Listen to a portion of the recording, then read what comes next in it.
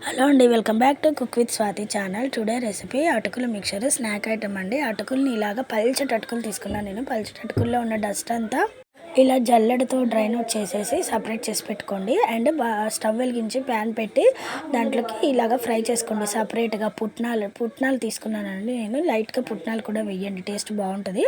పుట్నాలు ఫ్రై అయ్యాక పల్లీలు, జీడిపప్పు మీ టేస్ట్కి తగ్గట్టు మీకు ఏమేమి ఫ్లేవర్ ఇష్టమైతే అలాగా సపరేట్గా అన్నీ గోల్డెన్ బ్రౌన్ వచ్చేంత వరకు ఫ్రై చేసుకోండి. ఆయిల్ ఏమీ వేయట్లేదండి నేను ఈ మొత్తం ప్రాసెస్లో. అటుకులు పుట్నాలు ఫ్రై అయ్యాక అవి దానికి సపరేట్గా ఫ్రై చేయాలండి. అటుకులు ఫ్రై చేసేటప్పుడు చాలా జాగ్రత్తగా కలబెట్టండి, ఎందుకంటే అది తొందరగా పొడైపోతుంది అటుకుల్ని కదిలించేటప్పుడు. సో సిమ్లో పెట్టుకొని ఫ్రై చేయండి. ఏది మీడియం కూడా పెట్టకూడదండి, మొత్తం ప్రాసెస్ సిమ్లోనే పెట్టి చేయాలి.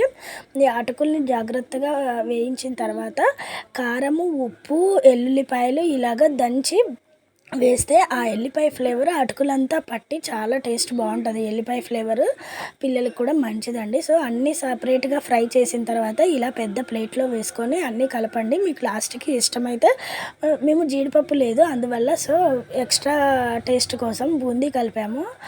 వీటన్నింటిని కరివేపాకు అవి కూడా వేసి ఫ్రై చేసుకోవచ్చు. అన్నీ కలిపి ఇలా పెద్ద ప్లేట్లో కలిపి మిక్స్ చేసిన తర్వాత కూల్ అవ్వండి. మొత్తం పూర్తిగా కూల్ అయిన తర్వాతనే ఎయిర్ టైట్ కంటైనర్లో కానీ లేదంటే స్టీల్ బాక్స్లో కానీ పెట్టి తీసుకోండి. 20 days నిల్వ ఉంటుందండి. Thank you for watching.